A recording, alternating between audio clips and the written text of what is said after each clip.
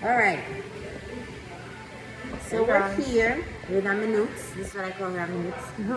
And look at how beautiful her locks are. It's been 2 years. It's been 2 years of growth, Yes. and I mean, that's pretty long. Yeah.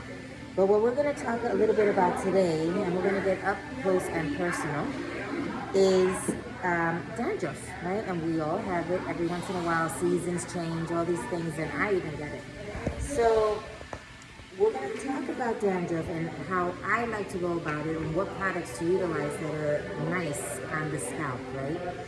So I want to turn the camera around and I want to show you guys what we're talking about in a minute.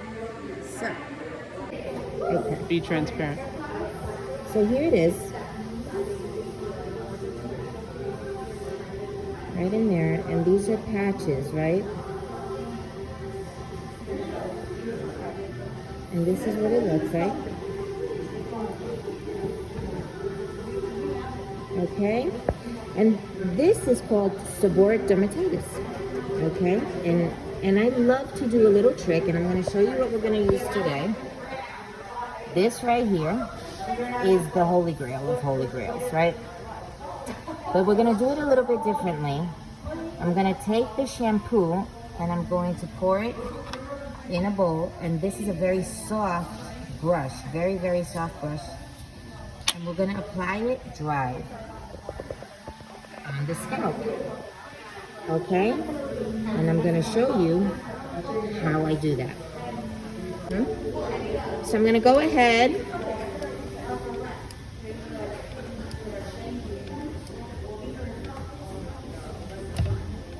And I'm going to use about that much of shampoo. And I'm going to dip the brush in. And I'm going to go ahead and place it right on the scalp.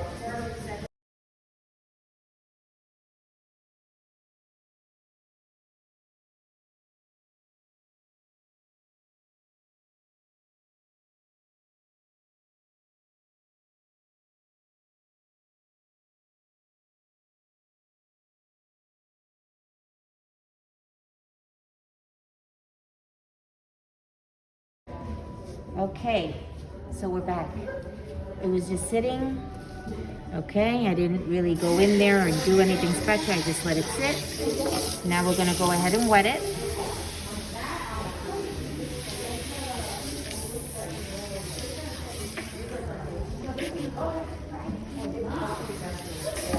And now we shampoo. Circular motions. Never, ever, ever use nails. Guys, please. Never use your nails. Always the finger pads.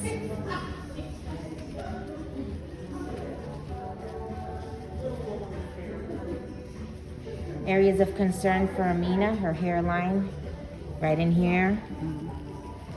So just making sure that I don't miss any parts.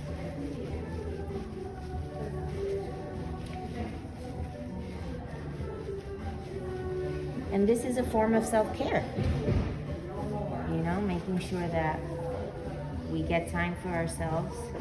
It's like over here. Right? Yes. Especially when you're busy. We're grateful that we're busy and that we tend to you guys, but we need a little time to ourselves too. Thank you. Yeah,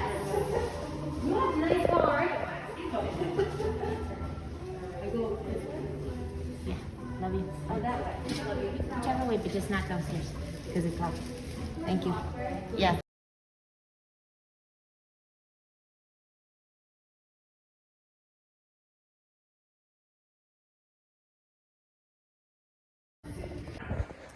All right, hey guys. So my scalp feels really, really good. I'm excited about it. But I wanted to speak to you guys about rinsing and locks in general.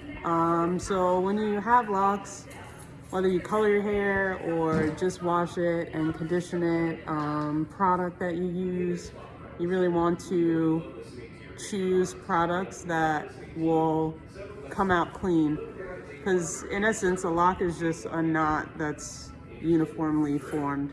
So there's an inside to it, and if things aren't rinsed properly, or if you have products that are waxy or leave things behind, they'll stay on the inside of the lock, and then it'll kind of never come out. There are different ways that you can clarify, but the rinsing process is really, really important. So whatever you put in your hair, you really have to take the time to rinse, rinse, rinse, rinse, rinse, rinse, rinse. And moreover, the rinsing as well, the water is what's going to allow moisture to go in. So even if you could sit, like if we can like plug that sink up and just let the hair just sit in water, it is the most ideal to bring moisture into the hair. So stop.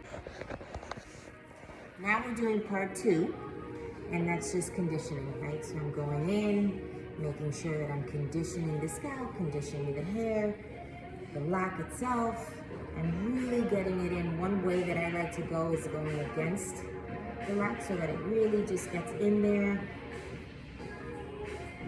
And we're just gonna let that sit for 5 minutes.